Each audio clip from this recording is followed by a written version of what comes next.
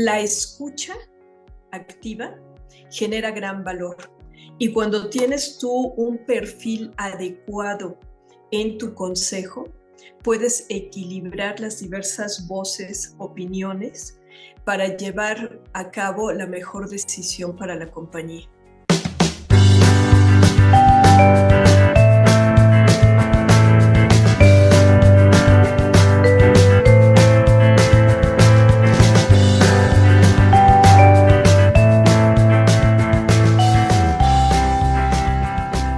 ¿Quieres más control? ¿Quieres ahorrar tiempo y dinero? Somos Abril Soft, La solución más avanzada para el control de recursos humanos y nómina en hotelería. tiene acceso a la información más importante en tiempo real. Únete a los cientos de Y corporativos colaboradores exitosos que ya confían en nosotros.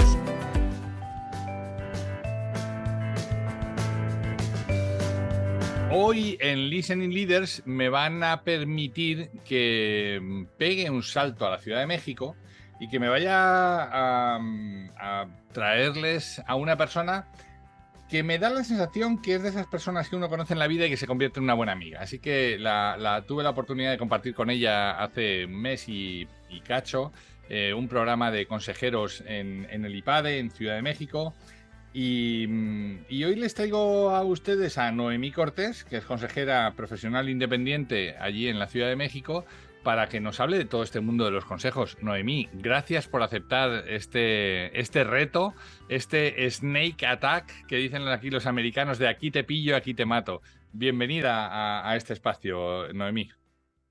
Muchas gracias, Raúl, por la invitación y muy agradecida además porque estaríamos tocando un tema que me apasiona, que es a lo que dedico el 90% de mi tiempo y que me va a gustar mucho poder compartir con ustedes.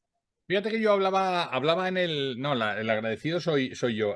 Hablaba en el programa y yo decía, y reflexionando un poco cuando tomamos con otros consejeros, otros colegas que llevan más de 10 años haciendo esta labor, y yo decía, wow, desde fuera esto de los consejeros se ve como estos señores y señoras que van bien vestidos, que se los ve una vez cada 3 o 4 meses en la empresa, que van a la planta noble, que se ponen las reuniones a las 12 para que a la 1:30 ya se tengan que ir a comer y así trabajen poco tiempo, que ganan la nota, pero muy bien, no sé qué es lo que hacen, ¿no? Entonces, me gustaría que le diéramos un poco de luz, Noemí, porque es muy interesante el mundo de los consejos, ¿no? Y hemos tenido por aquí algún consejero ilustre. ¿Qué es un consejo de administración? Así en pocas palabras, en lo que nos pudieras explicar. ¿Qué es un consejo de administración y cuáles son un poco sus funciones?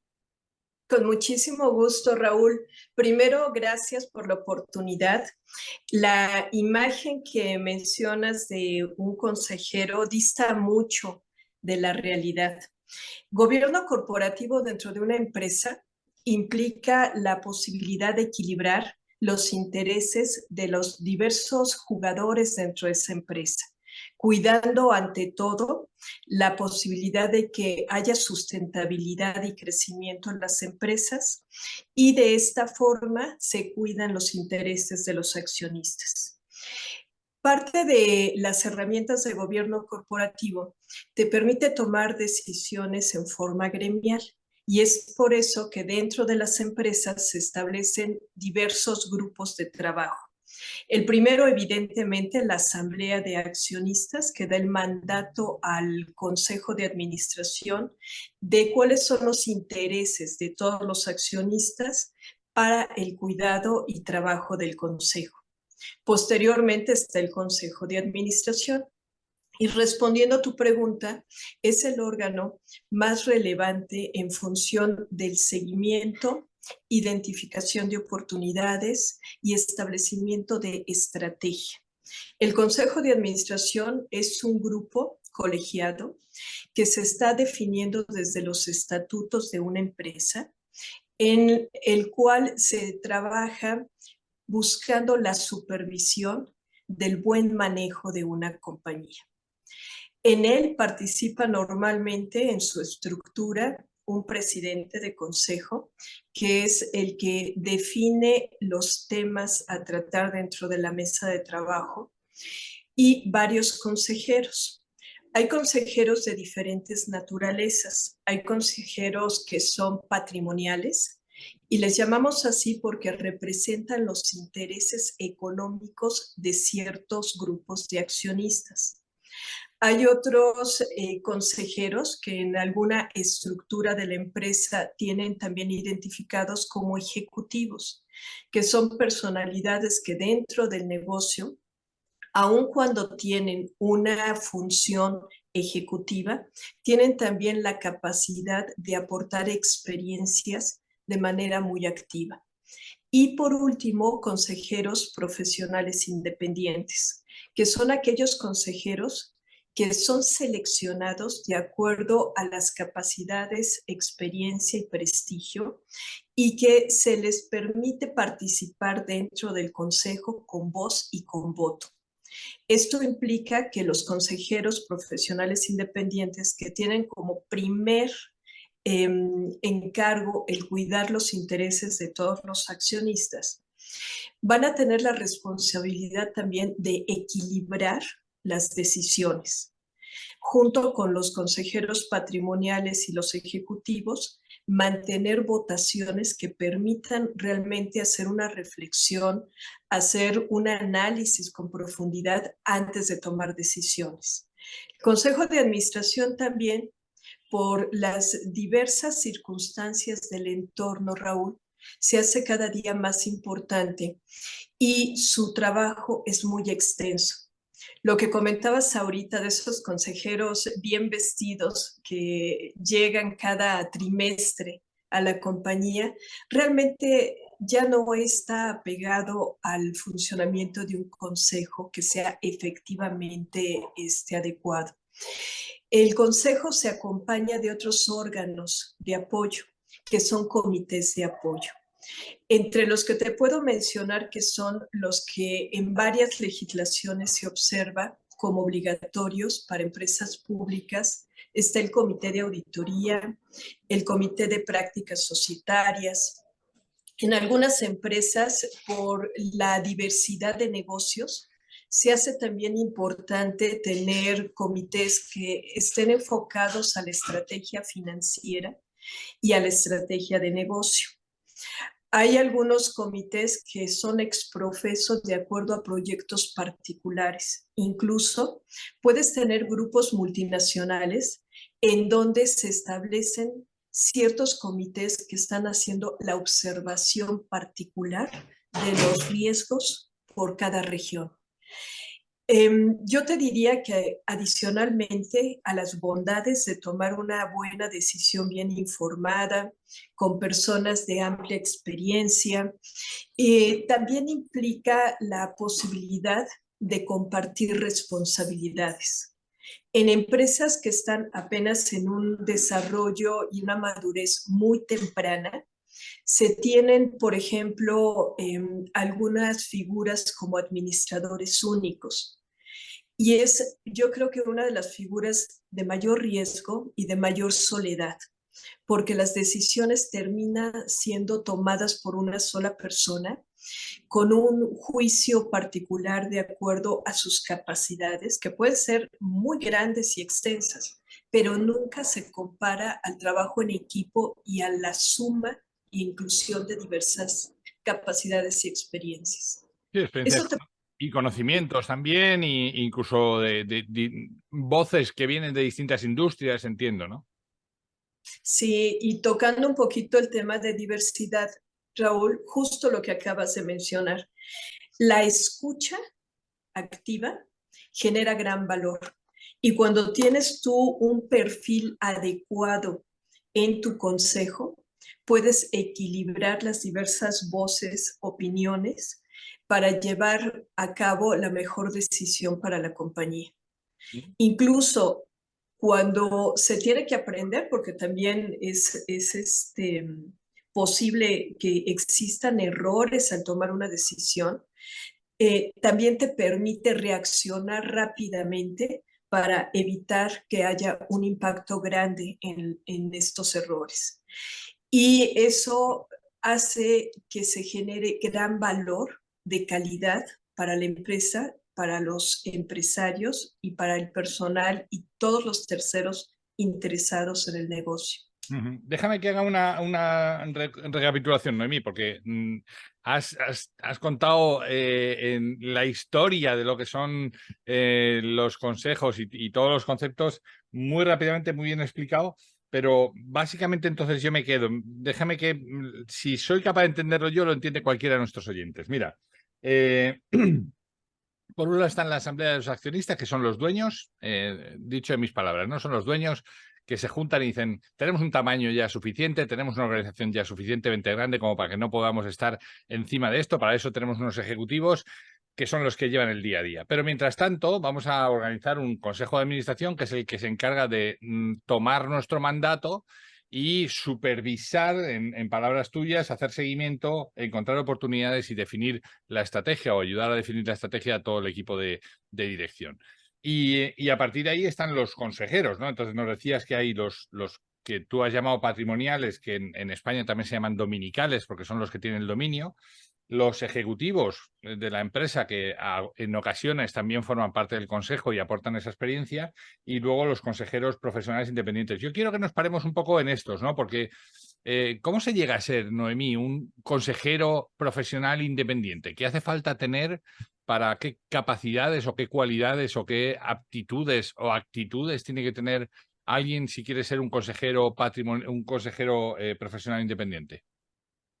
Sí, Raúl, un consejero profesional independiente, desde mi punto de vista y limitado a la experiencia que les puedo compartir, Raúl, porque hay muchas experiencias en esto, primero tiene que tener una decisión por serlo, porque no es únicamente que quieran generar una segunda fase de su carrera o que quieran en su retiro dedicarse a la consejería o que quieran estar cerca de sus amigos empresarios y que los acompañen en sus decisiones. Yo creo que es un tema profesional en donde tienes la obligación de, como en cualquier otra profesión, especializarte. Una gran ventaja que puedes tener es que si en tu vida profesional te dedicaste a cierta materia, puedes apoyar en esa especialización a los clientes que te inviten a su consejo. En mi caso particular, me he expuesto a 30 años de trabajo en auditoría financiera, en la parte de procesos y en gobierno corporativo. O sea que Lo cual saltaste, no puede ser, Noemí, no me salen las cuentas, saltaste el kinder directo a la empresa. Muchas gracias, Raúl, pero no, ya tengo muchos años de carrera y muchos años de vida, gracias a Dios. El segundo elemento que me parece que es muy importante cuando ya tomas la decisión de llevar a cabo estas actividades, Raúl, es que tengas conciencia de que la responsabilidad no solamente es hacia tu cliente en particular, sino es una responsabilidad de impacto social. Esto implica que cualquier trabajo que hagas, adicionalmente a tener tus obligaciones estatutarias y tu deber, tienes también un deber hacia terceros. Cuando un consejero independiente toma una decisión, debe de considerar todos esos elementos. El tercer punto es que no puedes dar lo que no tienes. Si no tienes tú un genuino compromiso por el bienestar de la empresa y de sus accionistas, no puedes actuar como consejero.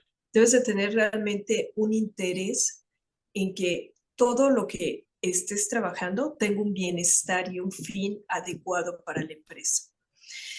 Otro punto importante, creo yo, es el tema de saber escuchar. Es muy importante, porque igual como tú tienes un interés en poder comunicar algo, cada uno de los miembros en el consejo debe tener el mismo interés. Y tu trabajo debe de ser equilibrar los tiempos y la exposición para que el presidente del consejo pueda estar en control de las conclusiones y de la toma de decisiones. Otro punto importante es saber manejar el conflicto. porque evidentemente cuando hay experiencias de fortaleza y no hay un punto de acuerdo en esas experiencias, siempre va a surgir el conflicto, que es además un beneficio propio de la discusión abierta y franca en una mesa de consejo. El conflicto debe de ayudar para ver las cosas desde diferentes perspectivas y buscar encontrar puntos comunes de fortaleza al momento de tomar la decisión. Entonces, creo que es otra característica que he observado es de mucha utilidad dentro de un consejo. Y lo último, te diría, una fuerza y una voluntad absoluta para que en el momento en que se tenga que exponer algún punto, que incluso puede ser contrario a todas las decisiones de la mesa, como consejero profesional independiente tengas la capacidad para influir positivamente en esa decisión. No siempre se va a hacer las cosas como tú lo observas, pero siempre tienes que buscar que las cosas se vayan materializando de una manera proactiva y positiva para la organización. Otro aspecto muy importante es el tipo de relacionamiento que tienes, Raúl. Ahorita te agradecía con una sonrisa el hecho de que hayas pensado en mí como una amiga y por supuesto que yo lo pienso igual para ti. En la vida del consejero, las amistades personales y profesionales son muy importantes, porque de esta manera tú puedes ofrecer a la empresa el networking que tienes, que normalmente cuando eres una persona que ha hecho su trabajo bien y tienes cierto reconocimiento, te reúnes con personas que tienen ese mismo reconocimiento. Entonces, traerle a tu propio consejo personas relevantes que puedan asumir apoyos hacia la consecución de la estrategia se hace de un valor absolutamente grande. El mantener los protocolos de cada empresa también es muy importante, porque como todos, cada empresa tiene su propio perfil y personalidad. Entonces yo te diría que también el ser muy respetuosos con el tema de la personalidad propia de la empresa es otra cualidad que yo observo dentro del consejo. En mi experiencia, Raúl, te puedo decir que he tenido mucha suerte de ser invitada a consejos muy serios y profesionales, donde entregan la información con anticipación, te permiten tener una lectura de la misma y dentro de las mesas de trabajo, la conversación es totalmente abierta y transparente. Yo invitaría a las personas que se dedican a ser consejeros también a que sean muy selectivos, no porque reciban invitaciones a consejo automáticamente las acepten. Tiene que haber también, igual como el consejo selecciona el perfil del consejero, el consejero profesional independiente, lo que vendemos es nuestro prestigio y debemos de cuidarlo. Tenemos obligaciones fiduciarias en el caso de México, en donde nuestro patrimonio personal está también en riesgo si se toma una mala decisión. La diligencia en la toma de decisiones debe ser importante. Y para que lo hagamos tenemos que estar muy bien informados y la empresa debe de asegurar la entrega de la información con la extensión que necesitamos. Yo te diría que en general, en esas características, yo concentraría la capacidad de una persona para ser un consejero profesional independiente. Wow, casi nada, casi por decirlo de nuevo también en mis palabras, que se abstengan los jubilados que no quieren hacer nada, nada más estar una mano detrás de la otra y esto no es simplemente para acompañar al dueño, para pasar un rato, para enseñar mis medallas de vez en cuando, sino es un trabajo profesional al que hay que dedicarle tiempo. Estaba pensando en esa documentación que tú recibes, que es la base para luego poder sustentar y poder dar seguimiento y poder sustentar tus opiniones. se convierte casi los que hemos estudiado con el método del caso en un caso, ¿no? Y probablemente sea un caso al trimestre, pero con mucha data, y no es un caso sobre el que tú puedes emitir una opinión, sino con el que tienes que comprometerte y estar jugando ahí sí en serio, ¿no? Sí, Raúl, el participar en los comités de apoyo te ayudan mucho para que durante esos 3 meses tengas un involucramiento particularmente en tu En especialidad. la compañía, ¿no? Pero, exactamente.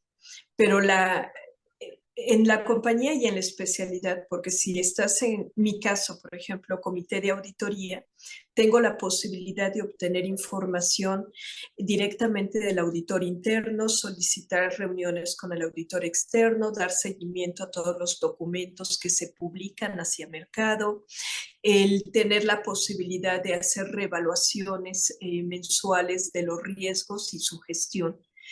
Esto implica que en el momento en que llego al consejo y doy el informe como presidenta del comité de auditoría, tengo ya todos esos elementos para poder aportar al consejo las circunstancias que me llevan a sugerirles cierto tipo de decisiones. Creo que es muy importante lo que decías, Raúl, no es un pasatiempo. De hecho, yo te diría que las personas que observan esta actividad de esa manera poco ayudan al prestigio de un consejero Claro. a nivel de mercado.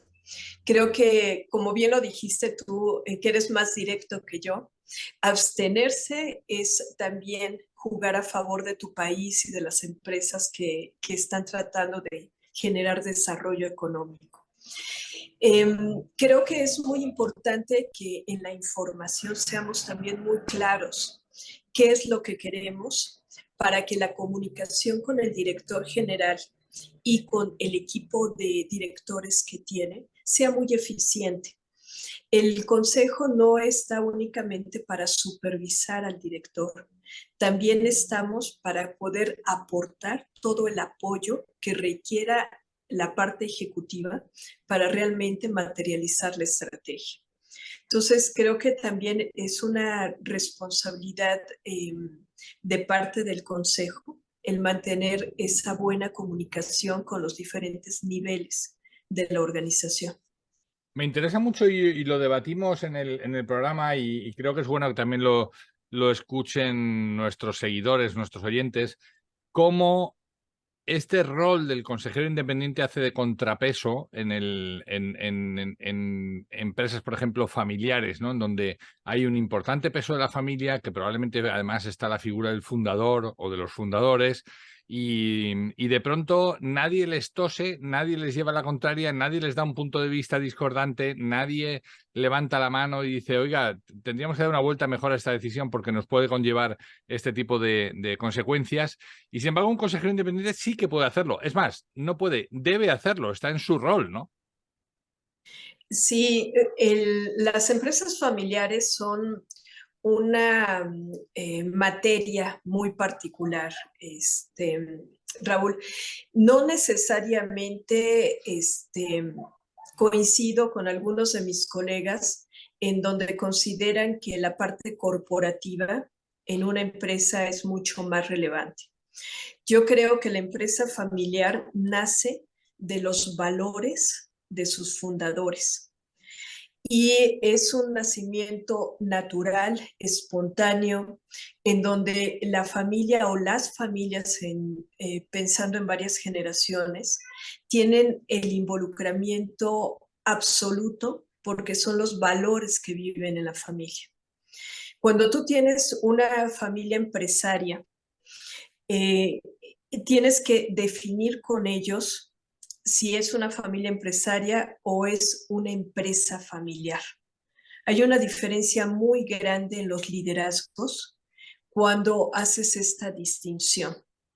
La familia empresaria tiene como principal objetivo seguir sus beneficios económicos de impacto social y mantener los valores en el tiempo de la propia familia.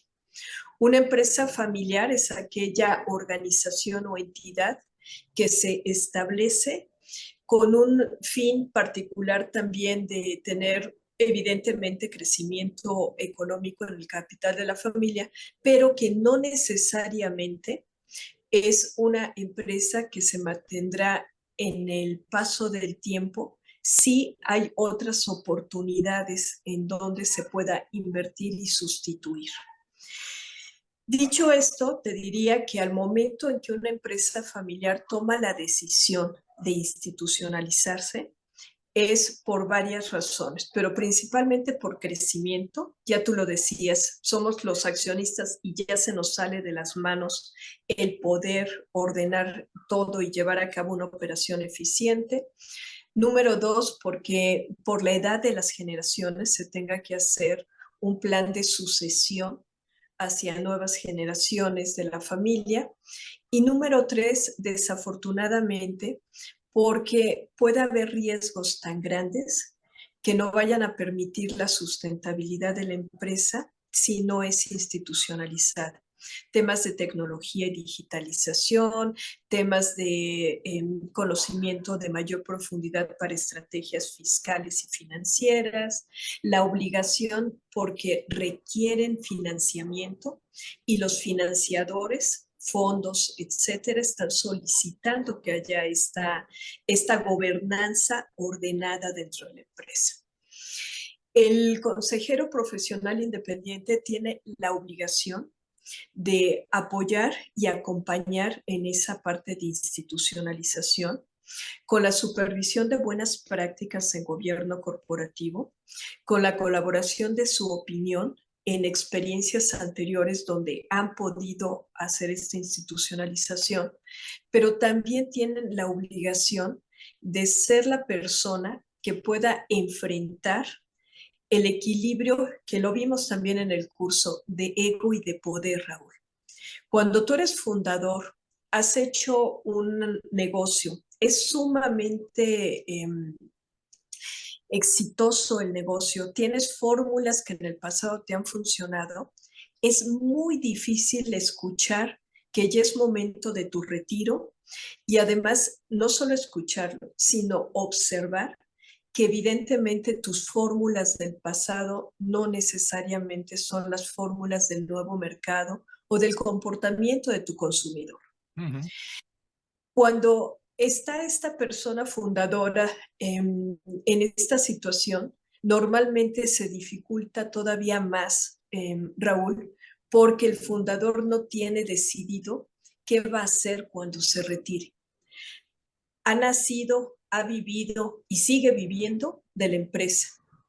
El ir a su oficina y abrir la puerta, eso para él es un motivante de vida. Y cuando encuentras personas de 70, 60 saltos que tienen que tomar una decisión de retiro, tienes que ayudarlas a equilibrar también sus decisiones personales. La intención de ser un empresario creo que debe de quedar muy clara entre lo que es la separación de la familia y la separación de la empresa. A nivel de familia, el tener un protocolo familiar donde estén las reglas claras entre la familia va a fortalecer la estructura familiar y su independencia como vida familiar. En ese estrato es en donde se ayuda a la persona que se va a retirar a seguir teniendo participación en la familia, pero también en formar su propio plan de vida. El segundo paso es que a nivel de ese protocolo familiar se entienda cuál es la relación que se va a tener con la empresa para que las cosas familiares queden en el cajón familiar y las cosas de la empresa queden en la empresa. Y es ahí donde dentro de la empresa podemos observar que hay precisamente consejeros patrimoniales designados desde el protocolo familiar como representación de los intereses económicos de la familia. Dicho esto, es muy importante separar cuáles son los intereses familiares y los intereses de la empresa. De esa manera, con ese ordenamiento, ayudamos a las empresas a que tengan un mejor manejo, una independencia operativa, que tengan vida propia, separada de los fundadores. Este ejemplo es el más sencillo, porque encontrarás empresas a nivel mundial en donde no hay una, ni dos, ni tres generaciones. Tenemos ya generaciones muy amplias, en donde los intereses de cada una de estas generaciones se han tenido que ir adaptando a las realidades, a la capacidad de la empresa por generar recursos, a incluso decisiones familiares en donde no se permite que ningún familiar trabaje directamente en la empresa. Se ponen también reglas de cómo la familia política participa o no participa. Y algo muy importante que siempre les he retroalimentado a mis clientes, Raúl, es que los empresarios siempre piensan en el talento, en los empleados, en cómo se van a retirar a futuro, pero nunca piensan cómo se van a retirar los accionistas a futuro. Y ese es un reto muy importante que en cualquier empresa familiar, en cualquier país, un consejero profesional independiente lo va a tener que enfrentar. Mi sugerencia es que para salvaguardar la independencia, el consejero profesional independiente se quede en el rol de la empresa y se consiga un consejero familiar que no esté como formando parte del consejo y que sea el que le dé acompañamiento y seguimiento a la familia. De esa manera salvaguardas tú tu independencia como consejero, le das lo mejor para la familia y por otro lado también es muy válido que se cuide a la persona como persona. Si un fundador no tiene plan de vida posterior a su retiro, es importante que se le desarrolle y que se le invite a que esté abierto a otras actividades. Yo tengo un buen amigo, fue mi cliente, estuve en su consejo, ahora ya por rotación no estoy, ahora es un muy buen amigo y es tremendo porque evidentemente no tenía un plan de retiro, toma la decisión de hacer planes de retiro y tiene actualmente, después de ese plan de retiro, 30 compañías más. Wow, te iba a decir eso, que al final la cabra tira al monte, ¿no? Y lo más tentador para alguien que se está retirando es decir, no puedo vivir sin esta adrenalina, déjame que monte. Yo había pensado en 1 o 2 y tú me hablas de 30, imagínate, y me lo creo perfectamente, ¿eh? Y lo que más gusto me dio de todo, aparte de verle su sonrisa, Raúl, fue que me dijo, lo primero que hice para asegurarme que todo iba a caminar bien, no tengo a ningún familiar en estas empresas y comenzamos por el desarrollo de una estructura en donde si no tenemos plan de sucesión, no tomamos la función. Wow. Me gustó mucho porque eso implica pues su compromiso con la parte de gobierno corporativo, su entendimiento y por otro lado lo veo completamente realizado, viendo cómo sus empresas originales van teniendo buenos resultados y en esas empresas que está emprendiendo actualmente pues tiene también un impacto muy importante y pues está muy contento con ello. No, y le sobreviven, que al final para un fundador no hay cosa mejor que ver cómo, pues como si fueran hijos, cómo vuelan y cómo toman sus decisiones sin necesariamente que tú estés encima de ello y lo entiendo perfectamente. Noemí Cortés, se nos ha ido el tiempo volado. Yo me tiraría hablando contigo otras 2 horas más aquí, pero el formato es el formato, así que te agradezco mucho la luz que nos has dado con un tema que, si bien es bastante complejo y farragoso, tú lo explicas de tal manera que, insisto, hasta yo lo entiendo, es una maravilla oírte contar en qué consiste este mundo de los consejos de administración y todo lo que le rodea, y te agradezco muchísimo el rato que nos has dedicado, que la conversación continúe, y me gusta mucho esa figura, fíjate, me has hecho pensar en esa figura de acompañar al líder a que se vaya desenganchando, pero no a que no deje, a que se ponga a no hacer nada, sino a que pueda dedicar su tiempo a hacer aquellas cosas que le gustan en el momento presente, ¿no? Qué interesante, ¿no? Sí, muy interesante. El único mensaje final que me gustaría darte, Raúl, es los retos frente a consejos para efecto de la inclusión. Creo que es un reto que a futuro nos va a generar muchísimas cosechas positivas, tanto para la economía como también para la estructura de estos órganos que cada día pues, son mucho más relevantes en la vida de una empresa. Sin duda, sin duda. Gracias, Raúl. Sin duda. Al contrario, te agradezco a ti tu tiempo y que la conversación continúe. Noemí, un abrazo muy fuerte. Pues hemos llegado al fin de nuestra entrega. Esperamos que haya sido interesante para ti. Si quieres saber más de lo que hacemos, escuchar entregas anteriores o leer las entradas del blog, no dejes de entrar en depersonas.com. Nuestra promesa de valor es ayudar a las empresas en sus procesos de cambio con quienes los hacen posible, que no son otros que las personas. Te esperamos en la siguiente entrega en De Persona Radio. ¡Hasta entonces!